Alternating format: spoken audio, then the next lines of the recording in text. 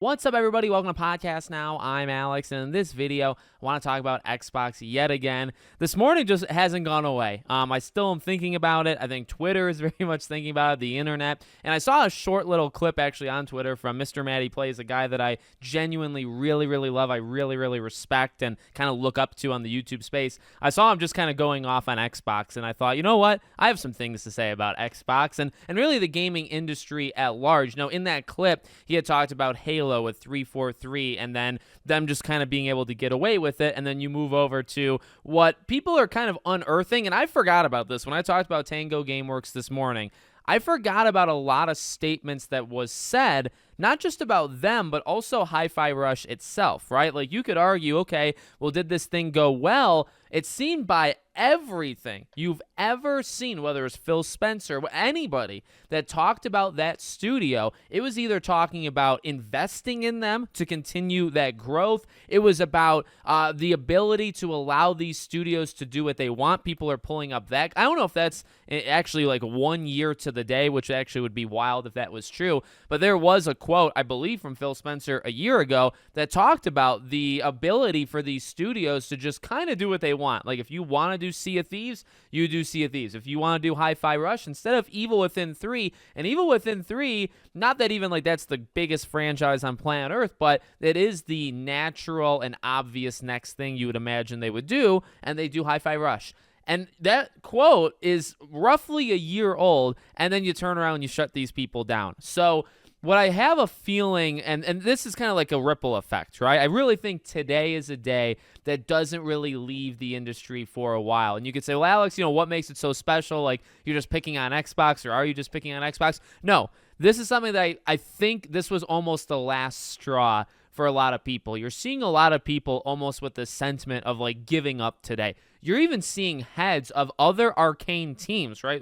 I believe the person who's in charge of Blade tweeting out that this is like devastating, that this is like enormously bad, and that they need to remember, executives need to remember to like treat the creatives like okay, because they're the ones that like make the money. Now look, ultimately, sometimes they don't make money, right? Sometimes they fail. And, again, like we talked about this morning, you got to try to build an ecosystem where you can absorb this kind of thing. There's multiple things in play. So let's try to look at, because I have like a couple things going on in my mind. One thing is, and we talked about this morning, but I'll say it again here with kind of the added context, I feel like we need to have these studios around that are able to just kind of experiment and kind of have fun. And I mean, hopefully a lot of studios are having fun. Most, hopefully they're not being like depressing out there, but I really believe that. And I think as these generations have gone on in the era that we're in now, there's always a back and forth of like, is this like the worst era kind of for gaming? And,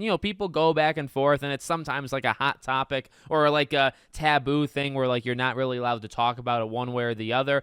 One thing you can say, I think, without a shadow of a doubt, is in terms of the creativity, I think that's been completely zapped. I think we are in the least creative era we have ever been in all of gaming. And I feel, okay, look, I'm 27 years old, so I wasn't around in the very beginning. I didn't really even get into gaming until like the early to mid 2000s.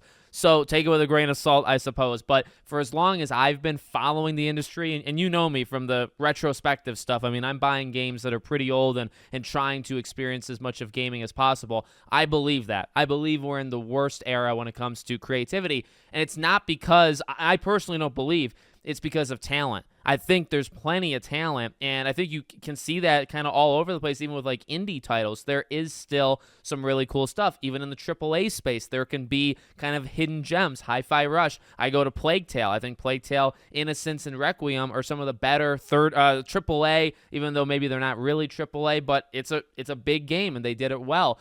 I think it's not the talent, but it's the way that gaming is going. And again, well, what does this have to do with Xbox? What does it have to do with today? I think this kind of was the final straw for a lot of people, and maybe like the final wake-up call where it's like, specifically, Tango Gameworks, I feel like you're going to feel that ripple effect for a very long time. They stand for more than just Ghostwire Tokyo, and they stand for more than just Hi-Fi Rush or even Evil Within. They stand for number one, They stand for a studio that kind of just does its own thing, right? Kind of goes against the grain. And for a long time, at least it seemed, they were allowed to. And that is something that is sorely lacking in the AAA space. And I saw Alex, who's a friend of mine as well, and he left a comment on the video this morning. He talked about Japan Studios, which I want to respond to your comment, by the way. I 1,000% agree with that. Just belief. This is one of the most painful, I would say, studio closures. There's sometimes been like games canceled and stuff that does hurt, but in terms of like impact from one studio being closed, this is probably the biggest impact for him and for me since Japan Studios. And I think that was like 3, 4, 5 years ago. I wasn't as like into this, like doing how I do these videos now back then. If I was, I would have lit Sony up just like I'm lighting Xbox up, because it's the same thing. Like Japan Studios was also that kind of like going rogue thing. I freaking love Gravity Rush to death. They didn't deserve it. They didn't deserve to be shut down. But I feel like that ripple effect still kind of haunts Sony, because we talk about Media Molecule with Dreams and with Little Big Planet.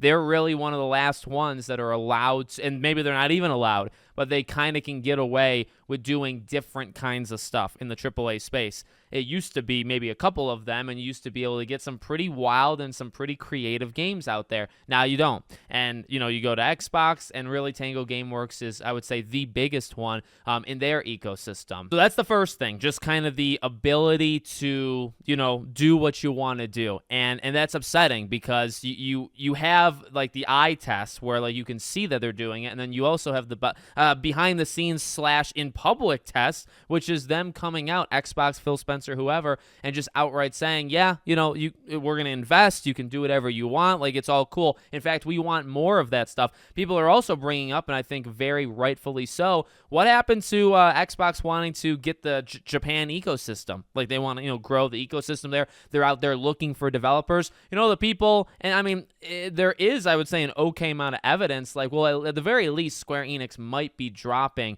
the PlayStation exclusivity thing. But you know what? Why? Why in God's name would you go over to Xbox now? When Final Fantasy 14 is coming out on Xbox, and people are saying, oh, maybe it's like now this Switch. Are you sure? Not saying like I don't want it or I do want it, but are we really sure we actually do want it? Because as much as they say they want these Japan studios, they just shut down their only Japan studio.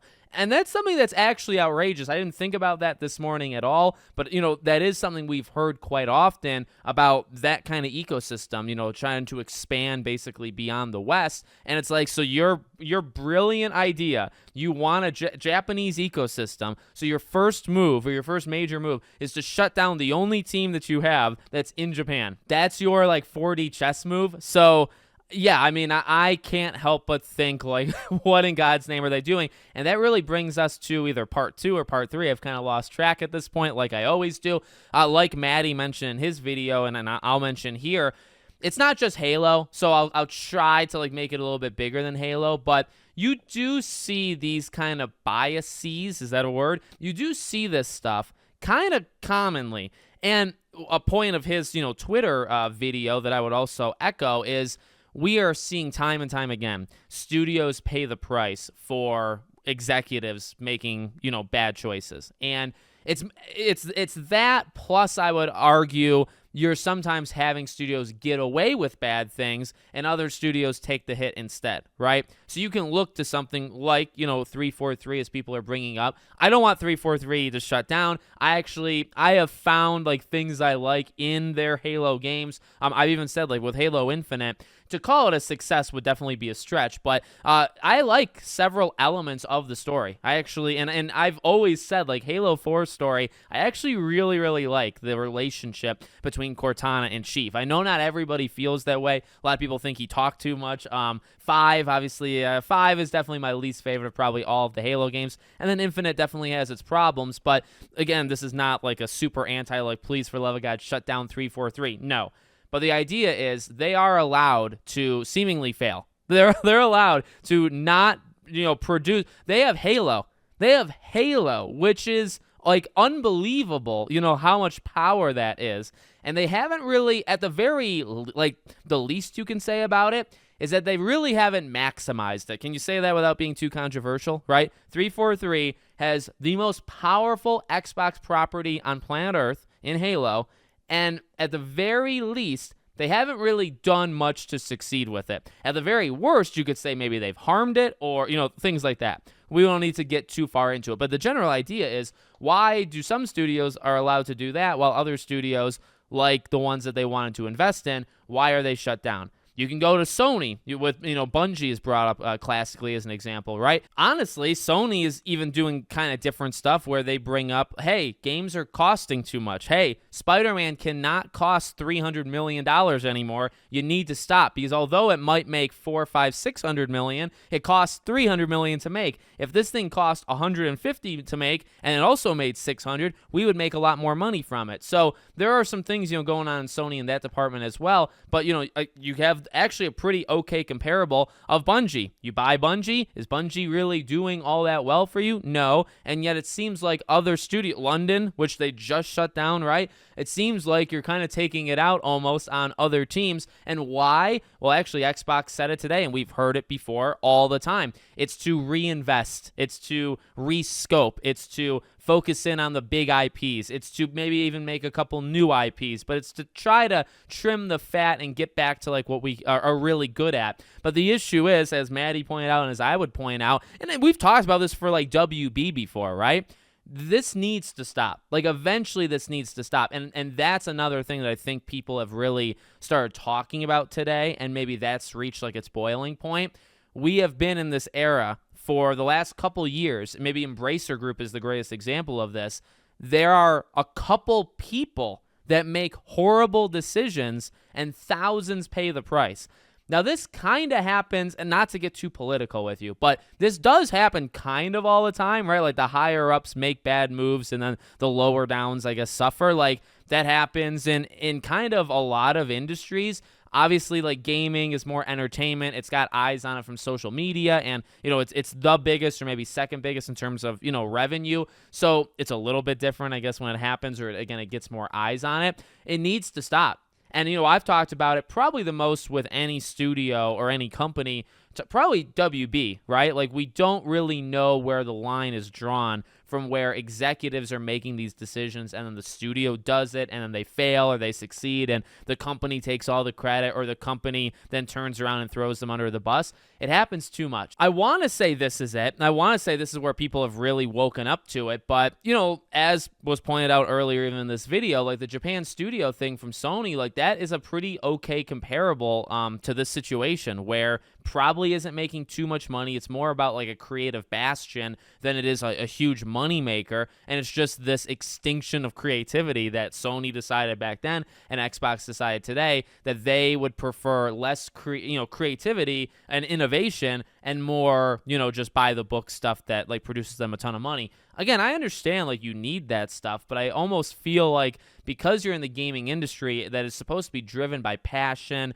and creativity and innovation, you should try to work on a few ways that you can keep that part of it alive while also maybe making money on the, as much money as possible. It's why live service exists, is it not? Isn't the whole point of live service for a lot of these companies to make money all the time so that you can then finance maybe more creative things that are maybe a little bit more fun or a little bit more like different? Maybe that's not the case with everything, and hey, to some people live service stuff is fun and it's not the other stuff, but I swear we've heard that pitch before, that the idea of live service is to get money constantly flowing in to then be able to experiment in other ways, and yet you're shutting down the experiments. So where are you experimenting with? What is Xbox? What is PlayStation? You can say it again, like I don't want to make it a console. Obviously, Xbox is the background here because it's their day. But what is so creative about, like, you know what I mean? A lot of these things are not super duper creative. They're kind of more by the books. They're focusing more on the bigger IPs, which is not the worst thing of all time.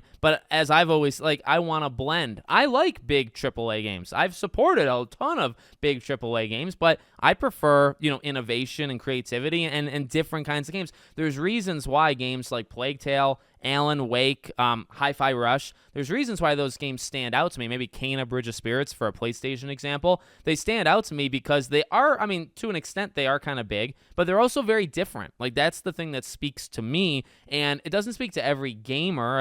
Everybody's a little bit different, right? But I feel like you can kind of have it all. And you really can, like, if you structure it right. And I feel like And again, for today, for Xbox's day, they made some wrong choices. And I think choices that are going to kind of haunt them for a long time. Also, what I find, and I want to end it on this because this is just hilarious to me. I thought it was a joke at first. That Fire controller. I mean, what were they thinking with that announcement? Now, probably two different departments planning that out, but I don't know why they decided to close 4 studios, one at least is very, very much loved. And then an hour or two later, put out a flaming controller. As it, like, can you not see? Can you not see the joke kind of in the making there? I don't know what in God's name that was, but I guess whatever. You know what? Whatever. Let me know what you guys think in the comments. Make sure you subscribe to the channel, bell icon turned on. I hope to see you all on the next one.